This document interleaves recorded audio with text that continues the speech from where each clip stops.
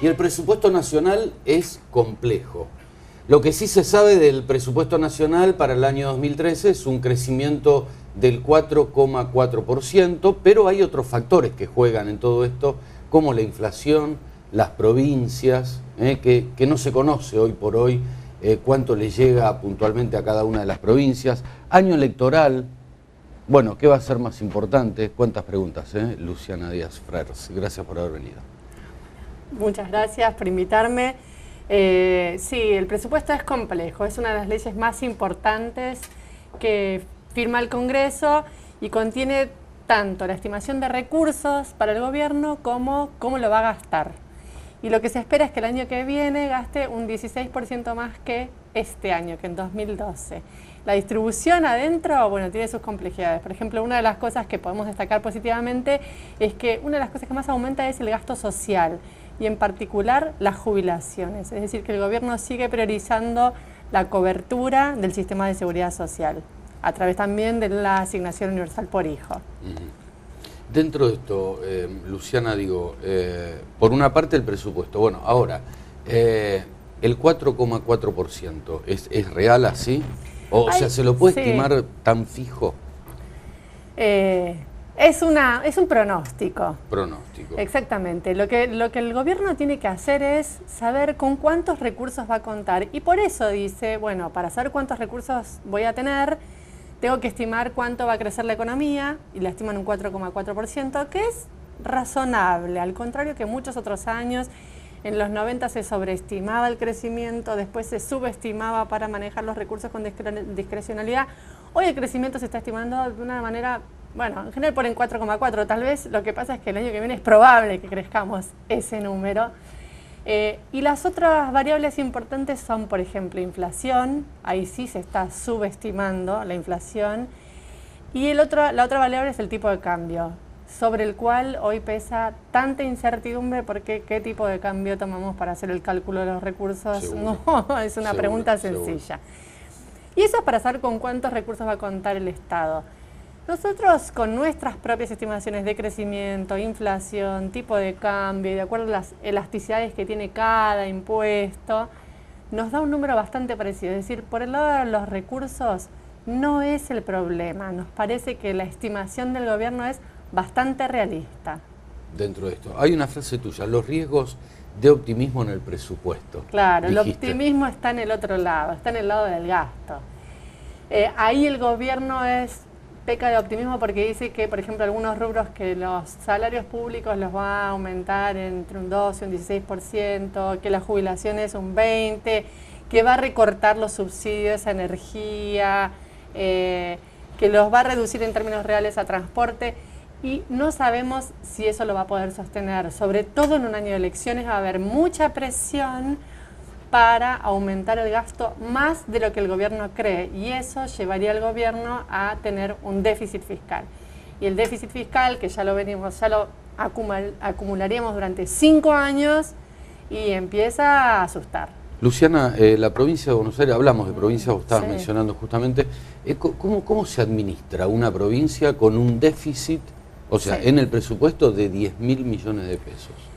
Es por lejos la provincia 10, 11, no sé cuánto era, pero más complicada. Es la única que en los últimos 5 años tuvo déficit sistemáticamente, no hay otra. ¿Y cómo administrás? ¿Y por qué, no? Lógicamente. Sí, no, el por qué es importante. No es una cuestión estrictamente de mala administración. No es que la provincia de Buenos Aires sea una derrochona y ese es el único problema.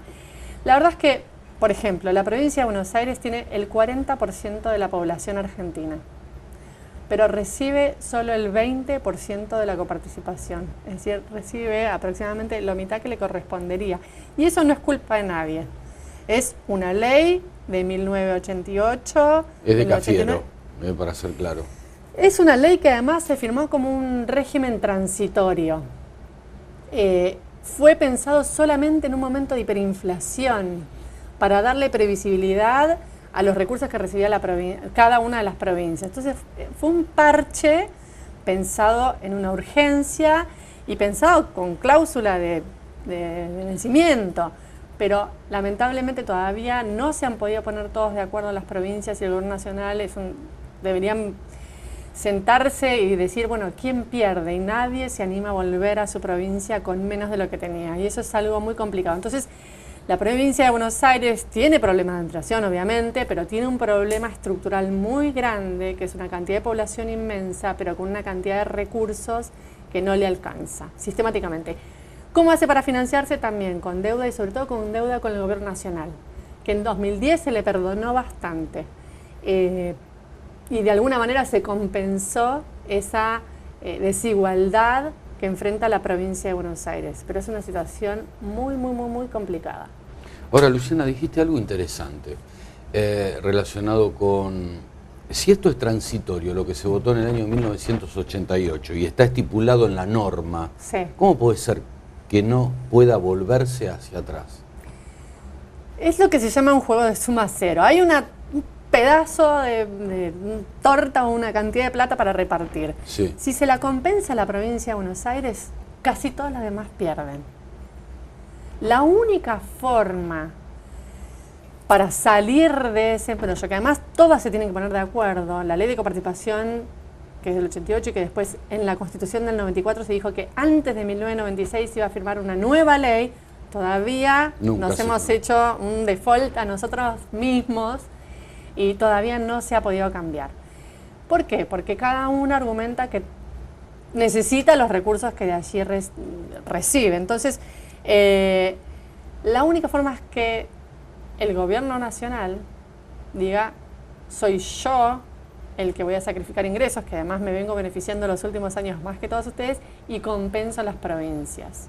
Entonces, una forma es agrandando la torta para repartir entre las provincias. Entonces, tiene que poner más recursos, pero hoy el gobierno nacional está tratando de ajustar subsidios, o sea, tampoco lo tiene tan fácil, porque se ha generado una estructura de gasto público muy alta. Hoy, entre provincias, nación y municipios, tenemos un gasto público que está en 43, 44% del PBI. Un nivel nunca altísimo antes eso, ¿no? Visto en la Argentina. No, teníamos un porcentaje, un promedio más o menos de 30% en los 90 y estamos arriba de 40%. Con lo cual, tiene que reducir su estructura de gastos para poder compensar las provincias. Lo cual estaría muy bien, porque las provincias tienen a su cargo educación, salud, seguridad, justicia, que son los 4 servicios públicos básicos que la población necesita y que generan mucha igualdad de oportunidades en todo el territorio. Entonces, no estaría nada mal, pero hay que sentarse a negociar. Seguro, sí. Seguro. Sabes que esto es una conversación muy entendible, ¿no? Por eso tratamos de no hablar de números, que es muy rígido. Y digo, relacionado con esto, ¿cuánto es hoy anualmente el gasto que hay, o sea, en subsidios? ¿Cuánto tenemos en dinero, en monto? ¿En cantidad de monto? Sí. Mirá, para energía son, para 2013, 42.000 millones y para transporte, 41.000 millones. Pero te lo pongo en porcentaje. O sea, ahí hay 80.000 millones en eso solo. Exacto, de un presupuesto de 628. ¿Sí? O, dicho de otra manera, alcanzaría más o menos al 15. A ver, los subsidios en transporte, energía y agroalimentos, ¿se acuerdan de la ONCA? Ocupaba más o menos entre el 1 y el 2% del presupuesto, un presupuesto mucho más chico en 2002. 2002. Fue creciendo hasta alcanzar más o menos 15, 16% en el año 2008 y 2010. Es decir, de un presupuesto que creció, además creció su importancia de una manera tremenda. Pasó del 1,2 al 15-16 que te venía diciendo. Para el año que viene parece que se reducirían, por lo menos eso es lo que el presupuesto dice. Después hay que ver lo que el presupuesto hace, ¿sí? El tema es, ¿por qué creció? En parte por el aumento de los precios internacionales y también por un intento del gobierno de frenar la inflación, porque imagínense que el costo de transporte y el costo de la energía está metido en todo. Entonces, en la medida en que se permite un aumento de esas tarifas, de esos precios, eso se cuela toda la economía rápidamente y eso genera más inflación. El problema es que Si no sale de un lado, sale del otro. Si el gobierno, para sostener esos precios, pone subsidios, pero no recorta otros rubros del gasto, el gobierno está generando una política fiscal procíclica que también es inflacionaria. Entonces, si no se recorta genuinamente otros rubros del gasto, igual se genera la inflación. Luciana, quiero agradecerte nuevamente por haber estado y bueno, y ver qué es más importante, ¿no? Que lo comentábamos al principio también, si el presupuesto nacional o las elecciones el año que viene. Vamos a ver qué prioriza. El equilibrio fiscal, digo, en algún momento va a haber que retomarlo, pero si lo que se prioriza es el resultado de las elecciones antes que el resultado fiscal, eventualmente vamos a entrar en problemas. Gracias, Luciana Díaz Flores. Gracias. Pausa.